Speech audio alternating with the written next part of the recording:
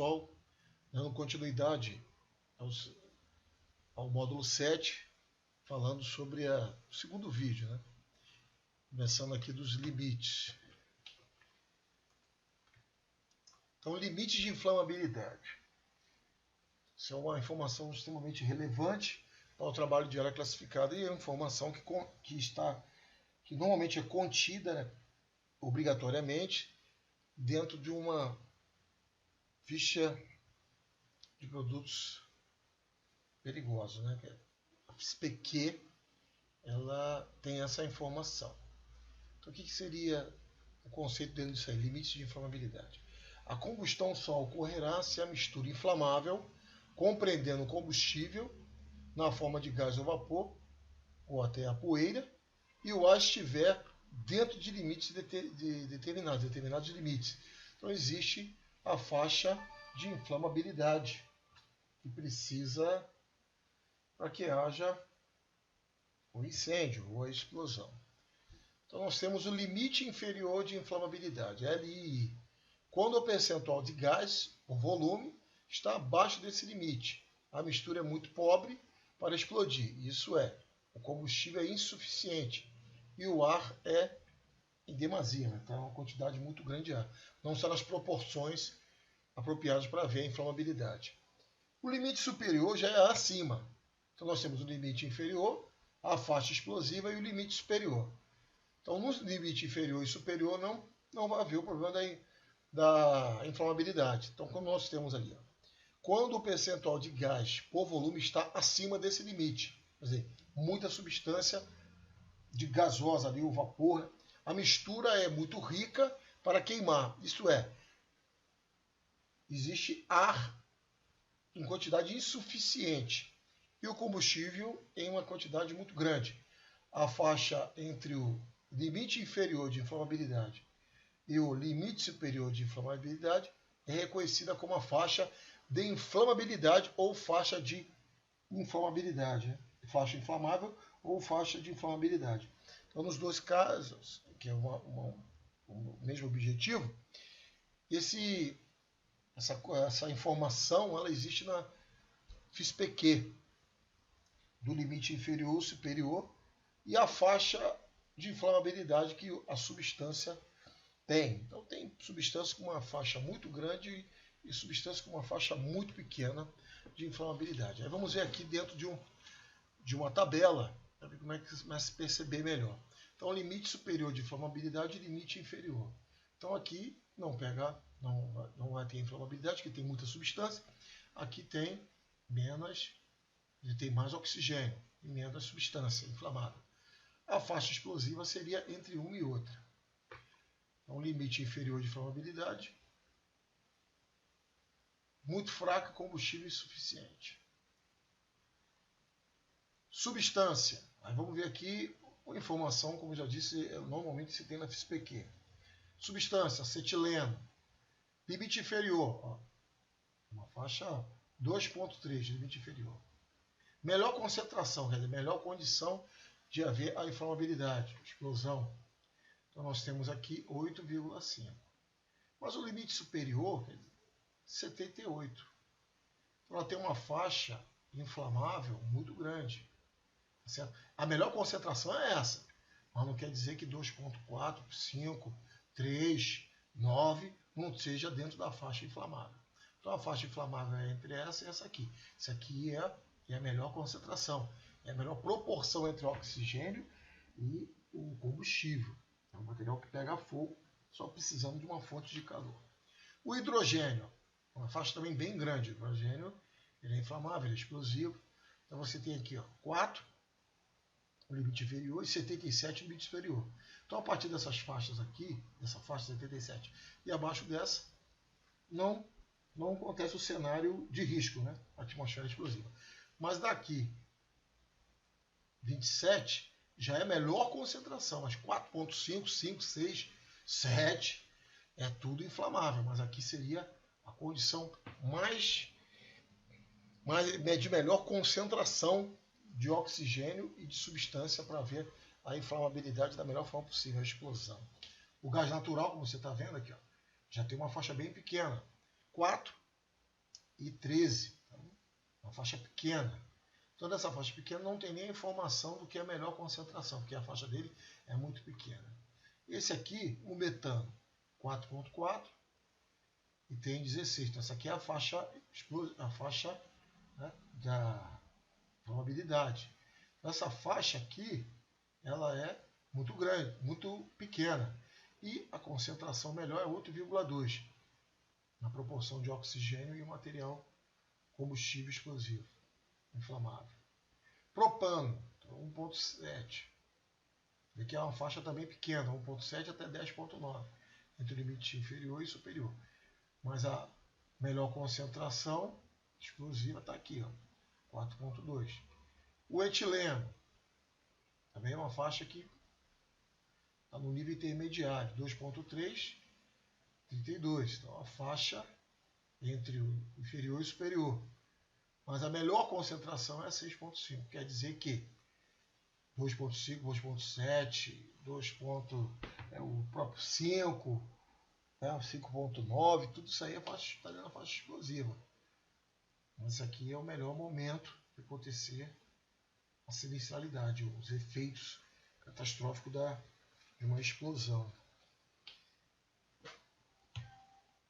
Gases ou vapores diferentes possuem limites diferentes e, quanto maior for a diferença entre o LI e o LI e LSI, conhecido como faixa de inflamabilidade, mais perigoso é o material. Então, quanto maior, né, for a diferença, quer dizer, uma faixa muito grande. Então, você tem diversos momentos ali, pode acontecer o evento da explosão. Uma atmosfera explosiva e inflamável, portanto, só existe entre esses limites. Muito bem, já ficou claro. A segurança operacional com misturas inflamáveis acima do limite superior de inflamabilidade é possível, mas não é uma proposta prática. É mais prático operar abaixo do limite inferior de inflamabilidade. Então isso aqui já entra na segurança operacional, reatores químicos, processos que pode acontecer de ter misturas que podem ir no limite superior, acima do limite superior de inflamabilidade. Mas a nível de segurança de projeto, a proposta mais adequada seria abaixo do limite inferior. Isso quer dizer o quê? Teria mais oxigênio do que substância que possa criar um ambiente inflamável. Agora, isso tudo dentro do entendimento de área classificada é para uma classificação de área trabalhando dentro da faixa. Mas não quer dizer que em condições operacionais normais. Mas se for uma emergência, pode ser que entre dentro da faixa explosiva. Estou mostrando aqui, mais uma vez, de uma outra representação. Mistura muito pobre, nada, e mistura muito rica. Então a faixa explosiva está aqui. Acima dessa mistura não há mais explosão. Então o butano. Aqui abaixo dessa mistura não há também explosão. Então, a faixa é essa. Só que não podemos esquecer no nosso projeto que, por mais que a gente tenha equipamentos sofisticados, um alto grau de confiabilidade, um programa de manutenção extraordinário que funciona muito bem, históricos bem positivos, registros de manutenção, tudo bonitinho, mas na questão de uma emergência pode ser que tenha uma atmosfera inflamável. Então, isso tudo precisa ser considerado, até porque existem essas duas definições na NR20. Tanto a área classificada, uma atmosfera inflamável, e em condições normais e em caso de emergência, que não seria em condições normais. Ignição, fontes de ignição. Fonte de ignição é algo muito importante a ser avaliado. As fontes de ignição são muitas e variadas e incluem arcos, centelhas. Então, se tem um equipamento elétrico, normalmente o arco elétrico é um fenômeno muito comum na eletricidade. Está tendo um interruptor que você liga ali, você já vê em alguns momentos uma claridade, já é um efeito de um arco, que gera um centelhamento. Então os equipamentos precisam ser blindados, os equipamentos da família X. Baterias, nós temos diversos tipos de baterias hoje. Bateria de chumbo ácido, que é mais antiga, que numa evaporação você tenha o efeito nocivo, que é o chumbo, e também tem o efeito que pode ser explosivo, né, que é o gás, o hidrogênio, nesse tipo de atividade. baterias, faíscas. Então, o que eu falei da bateria é que de liberação, quando está em funcionamento, liberar as substâncias. Contudo, tem também baterias que são blindadas, não tem esse problema. E existe também o próprio processo da bateria, ela pode ser uma fonte de ignição em si. Faíscas mecânicas, impacto de ferramentas, vai dar um toque num parafuso e sai uma pequena centelha ali. É uma centelha muito rápida, uma coisa muito, frações de milésimo de segundo, mas tem temperatura para servir de fonte de ignição. Descarga de motores de combustão, superfícies quentes, às vezes os processos em si, eles já geram o próprio aquecimento. Reação pirofórica, olha só. Atividade de soldagem, isso é muito comum. Reação química, a própria reação química, uma reação exotérmica, ela pode produzir calor suficiente para ter combustão. Cigarros, isso aí já é até, de certa forma, bem pacificado nas indústrias. As pessoas têm até fumódromo, um lugar específico para isso. Descargas atmosféricas já implica em ter todo o sistema de SPDA bem trabalhado, bem projetado. Descargas estáticas, a pessoa se carregar com energia estática, deslocamento. E em muitos lugares precisa ter uma maneira de descarregar essa energia estática se vai adentrar uma área que seja classificada. Impacto entre metais. Então são fontes de ignição. O próprio campo eletromagnético passa a ser uma fonte de ignição. Então isso tudo tem que ser avaliado de uma maneira aprofundada e criar as barreiras de segurança para tudo isso e também os equipamentos necessários para evitar esse tipo de centelhamento, esse tipo de fonte de ignição, melhor dizendo. Ponto de Foucault. Ponto de Foucault, conforme a teoria do incêndio, explica o que? As informações sobre incêndio. Se fala que o ponto de Foucault é a temperatura mínima que os corpos combustíveis começam a desprender os vapores que se inflamam de uma forma gasosa, mas num processo de evaporação, transformação da matéria. Então, o ponto de Foucault é a temperatura mais baixa na qual um líquido libera vapor suficiente para formar uma mistura inflamável com o ar, que pode sofrer ignição ou ser incendiada por um arco, faísca ou chama aberta. Então, ponto de Foucault. Um propano, aí já a informação lá na FISPQ.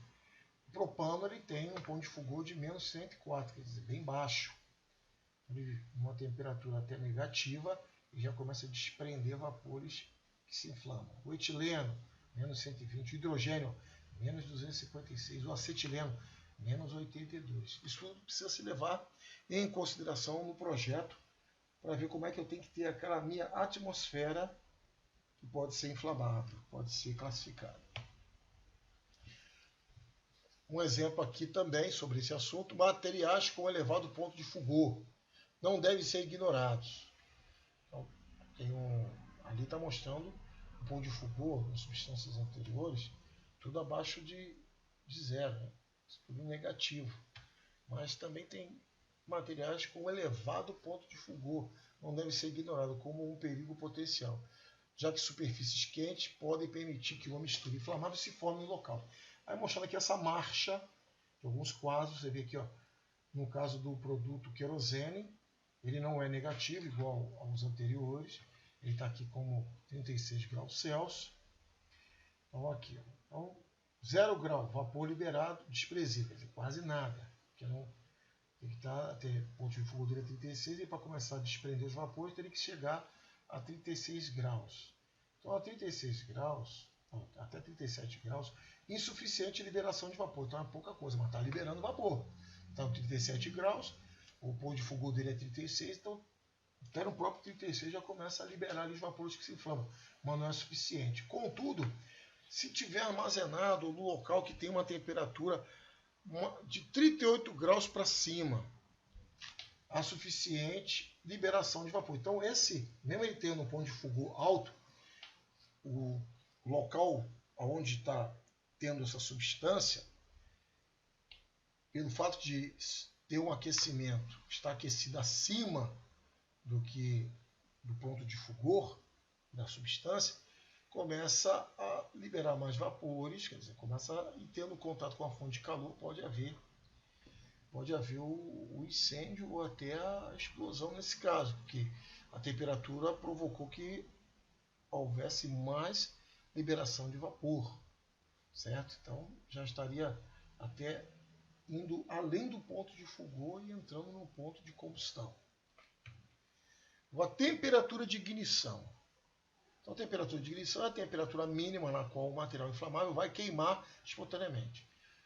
Antes conhecida como temperatura de autoignição, é um importante parâmetro, já que muitos processos industriais geram calor. Uma seleção cuidadosa de equipamentos elétricos irá assegurar a temperatura de superfície produzida pelo equipamento, indicada pela classe de temperatura. Então, existem 6 classes de temperatura que eu vou ver mais à frente. Não exceda a temperatura de ignição da atmosfera inflamável, que pode estar presente em torno do equipamento. Então, isso é um dado importante. Então, o material em si tem que suportar aquela temperatura, ser projetado para suportar determinada temperatura que o teu processo vai gerar, para que não possa provocar evaporação em substâncias a ponto de criar uma atmosfera explosiva. Então, a gente tem lá, ó, temperatura de autoignição. A autoignição do propano é 455. Autoignição, pegar fogo sem precisar de uma fonte de calor externa, uma centelha. Então, 455 no positivo. Etileno, hidrogênio aqui é 60, acetileno 305. Só para ter um exemplo, dentro do estudo de uma FISPQ do que vai ser usado os produtos no processo. Ponto de combustão é a temperatura em que os gases desprendidos do material, ao encontrarem temperatura em que os gases desprendidos do material, ao entrarem em contato com uma fonte externa de calor, inicia a combustão e continua a queimar sem auxílio dessa fonte que serviu só como fonte de calor. Não precisa mais, porque já está no ponto de combustão e vai pegando fogo. Como vocês estão vendo aqui, ó, entrou com o fósforo, acendeu, ou uma superfície que vinha aquecer, pegou o fogo, dali vai pegando fogo sozinho, sem precisar de mais fonte de calor. E a temperatura de ignição é essa, né? Sua autoignição, ela vai estar tão aquecido que pega fogo sozinho, sem precisar de uma fonte de calor. Você observa que aqui tem um fósforo. Aqui não tem o fósforo, aqui já é um ponto de ignição. Temperatura na qual os gases desprendidos, combustíveis expostos ao ar, sem que haja uma fonte externa de calor, entram em combustão ao entrar em contato com o oxigênio do ar, porque já tem temperatura para isso. Já tem, voltando mais um pouquinho, se tiver um ambiente com uma temperatura dessa e com essas substâncias no processo, certamente vai se haver uma autoignição. Temperatura máxima de superfície. Maior temperatura desenvolvida na superfície ou em qualquer outra parte do equipamento elétrico, sob condições diversas e de acordo com a tolerância especificada. No caso de equipamentos para atmosfera explosiva de gás, essa temperatura poderá ocorrer em uma superfície ou em um componente interno do equipamento, dependendo do tipo de proteção, quer dizer, o invólucro.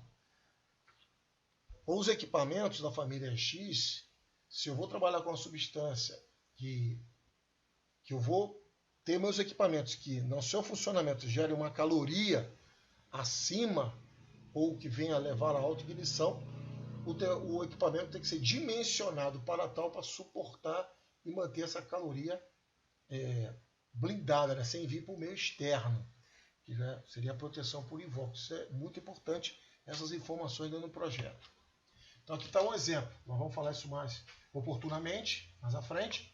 Por outro lado, quando o equipamento for ensaiado para a atmosfera explosiva de poeira, a temperatura é considerada na parte externa do invólucro, denominada temperatura de superfície. Então nós temos até 6, ó.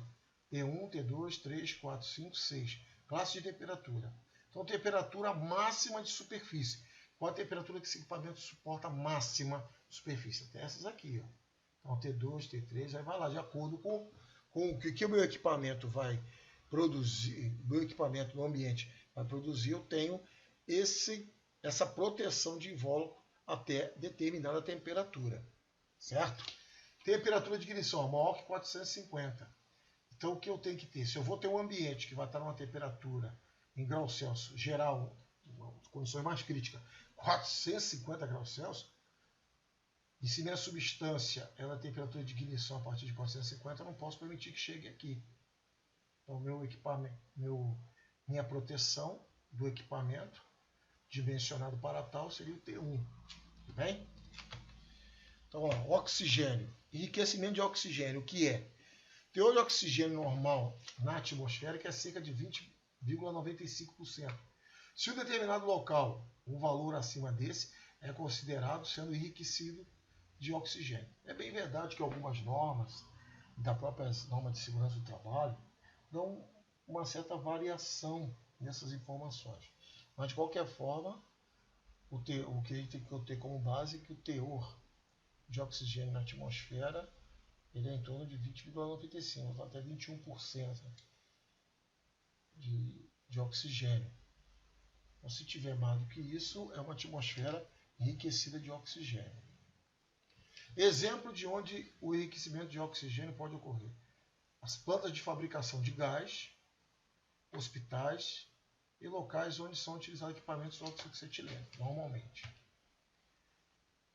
Riscos. O enriquecimento de oxigênio apresenta 3 riscos distintos. Ele pode baixar a temperatura de ignição de materiais inflamáveis. O oxigênio ele acaba baixando a temperatura. Então, dentro do ambiente que vai se trabalhar, é preciso tudo isso estar bem adequado. Então, nós temos lá material, sulfeto de hidrogênio, ar, temperatura de ignição, então já 260 graus. Oxigênio aumentado, temperatura de ignição 220. Isso quer dizer o quê? Dentro do meu ambiente, eu tenho que controlar de tal maneira que eu não venha estar na temperatura de ignição, para não criar uma atmosfera explosiva. E muito menos aumentar a quantidade de oxigênio. Então, os conceitos são os mesmos para acetileno, etano e qualquer outra substância. Isso quer dizer também que se eu tenho um oxigênio na atmosfera, eu baixo. Observa aqui, 220. Então, aumentei o volume de oxigênio dentro do ambiente. Tem um enriquecimento de oxigênio. Esse enriquecimento faz descer quase 40 graus aqui nesse caso. Nesse outro caso aqui do acetileno, se eu aumento o volume de oxigênio, eu tenho 296 em relação a 305, que é a temperatura de ignição. O etano, 512, mas se eu aumento, se existe um aumento de oxigênio aumentado, enriquecimento de oxigênio, ele resfria, ele baixa a temperatura e vai cair para 506. Então, tudo isso tem que levar em conta o ambiente que vai se trabalhar. Mediante o volume de risco apresentado, se vai se ter as barreiras necessárias. Então, vamos ver isso à frente e temos uma tarefa sobre isso. O enriquecimento de oxigênio aumenta de modo significativo o limite superior de inflamabilidade, LSI, da maioria dos gases vapores, desse modo amplificando a faixa de inflamabilidade. Então, o oxigênio aumentando, mesmo ele baixando a temperatura, mas o enriquecimento de oxigênio aumenta o limite de inflamabilidade. Esse é um dado importante a ser levado em consideração. É uma variável importante. Enriquecimento ainda de oxigênio de uma atmosfera inflamável permite que ela seja incendiada com valores muito baixos de energia. Aí vamos aqui, material metano, limite inferior e superior, uma faixa relativamente pequena. Se eu aumento com o oxigênio, o que eu faço aqui? 5,2, eu aumento a faixa. Então eu torno ele mais perigoso, porque ele em condições normais da atmosfera, ele tem lá 4,4 até 17. Mas se eu aumento o oxigênio, eu vou ampliar essa faixa explosiva. Então, de 5,2 até 79,0, pode ter um incêndio, ou flashes de incêndio, ou de explosão, em qualquer momento. Então, a faixa mais ou menos mediana aqui, em torno de 30, seria o momento mais crítico. E mesmo princípio é aplicado aqui ao propano, 1,7 até 10, uma faixa relativamente pequena. Mas se aumentar o oxigênio, eu aumento a faixa. Isso é uma informação extremamente relevante. Hidrogênio, 4% a 77 é a faixa dele normal. Mas se eu aumentar o oxigênio, para onde vai? 4,7 e consigo a 94 limite superior. Então eu aumento mais ainda a faixa explosiva. Equipamentos adequados ao uso em atmosfera explosiva são ensaiados em condições atmosféricas normais. Essa aqui, o ar. Portanto, a segurança desses equipamentos em uma atmosfera enriquecida de oxigênio não pode ser garantida devido à natureza modificada da substância inflamável. Então, muda o cenário, só pela simples presença de enriquecimento de oxigênio, né, numa atmosfera que já é considerada classificada. Densidade. A densidade relativa.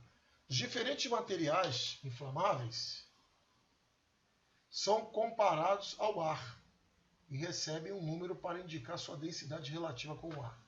Como o ar é a referência, sua densidade relativa será 1. A densidade relativa do ar, a densidade do ar é 1. Mostrando aqui uns balõezinhos cheios de ar, né? Só que mais leve que o oxigênio respirável. Agora atmosférica, e com isso ele sobe. De modo que o material 2 vezes mais pesado que o ar, sua densidade relativa é 2. Desse modo, materiais com densidade relativa menor do que o ar, as unidades subirão na atmosfera, ao passo que os materiais com densidade maior do que a unidade descerão. Então, o que nós temos aqui?